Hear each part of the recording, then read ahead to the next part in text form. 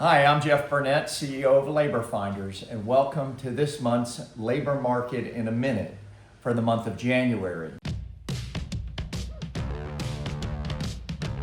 Non-farm payroll employment increased by 130,000 jobs. This is an increase from the month of December. Now, as is always the case, the prior 2 months are revised, and in this case, for the months of November and December, and it resulted in a decrease of 17,000 jobs from what was originally reported. So this month's jobs data was above expectations. Now, as I've mentioned to you in the past, each year at this time, the BLS does their final revisions for the period of March of 2024 to March of 2025. And in this case, it resulted in a decrease of 898,000 jobs from what was originally reported, indicating a much weaker jobs market than was first known. With this final revision, there was an average of 15,000 jobs added per month during 2025.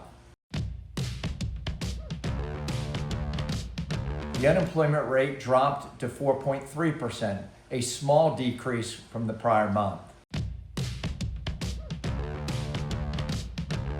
Job openings and new hires continue to be at low levels, and the number of job openings is at its lowest level since mid-2020. And layoffs have started to increase in recent months. Inflation remains consistent at 2.7% for all goods and services and is consistent with the prior months.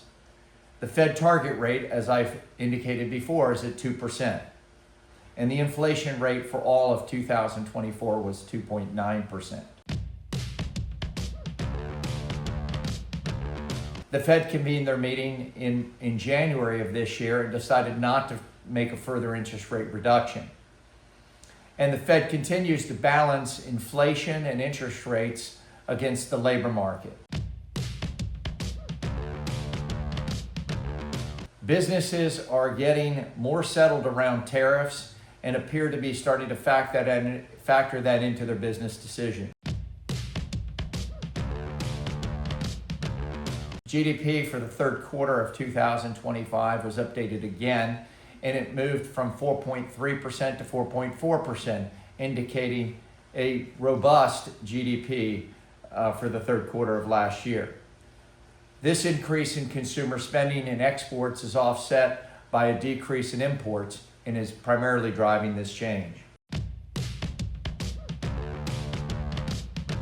Healthcare had added 82,000 jobs, social assistance added 42,000 jobs, and construction added 33,000 jobs. And the federal government lost 34,000 jobs. Other industries had little or no change. So that's it for this month's labor market in a minute. Thank you.